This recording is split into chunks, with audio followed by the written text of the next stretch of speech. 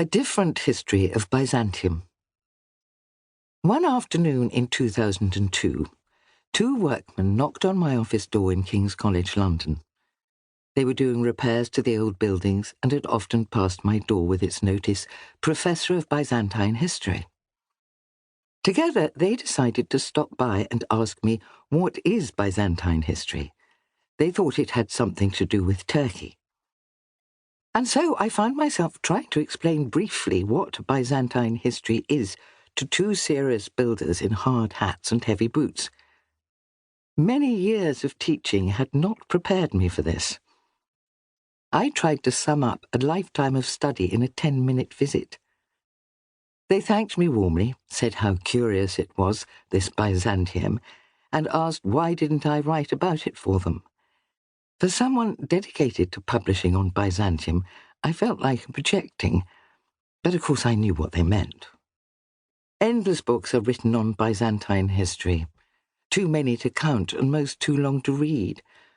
Often they describe the succession of 90 emperors and about 125 patriarchs of Constantinople and innumerable battles in predictable categories of political, military and religious activity, relentlessly across 1100 years. Few are attractive enough to engage the interest of construction workers or indeed non-specialists of virtually any other kind. So I began to compose an answer to the question, what is Byzantine history? Immediately I got into difficulties. I made too many assumptions, couldn't resist the abstruse anecdote.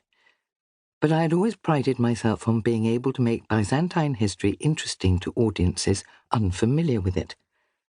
As I searched for a method, I knew very well that in its long millennium, Byzantium had enough colourful, shocking and tragic aspects to attract those who are seeking the sensational. But this reduced its history to dramatic episodes without depth, flattening the whole experience. Byzantium means more than wealth, mastery of the sea, and the exercise of imperial power. I wanted them and you, the reader, to sense why Byzantium is also hard to grasp, difficult to place, and can be obscure. This difficulty is compounded by contemporary newspapers' use of Byzantine as a term of insult, for example in phrases like tax regulations of positively Byzantine complexity, a recent description of EU negotiations. Byzantium conjures up an image of opaque duplicity, plots, assassinations, and physical mutilation, coupled with excessive wealth, glittering gold, and jewels. During the Middle Ages, however, the Byzantines had no monopoly on complexity, treachery, hypocrisy, obscurity, or riches.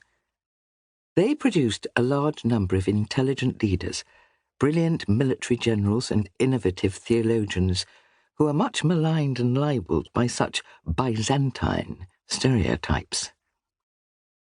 They never developed an inquisition and generally avoided burning people at the stake.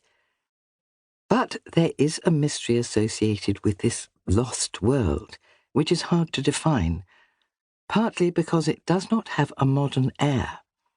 It remains hidden behind the glories of its medieval art, the gold mosaics, silks, and imperial palaces.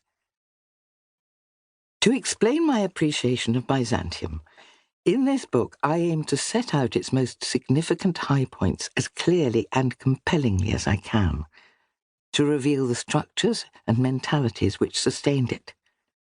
In this way, I want to keep you interested to the end so that you feel you get to know a new civilization. Crucially, I want you to understand how the modern Western world, which developed from Europe, could not have existed had it not been shielded and inspired by what happened further to the east in Byzantium. The Muslim world is also an important element of this history, as is the love-hate relationship between Christendom and Islam.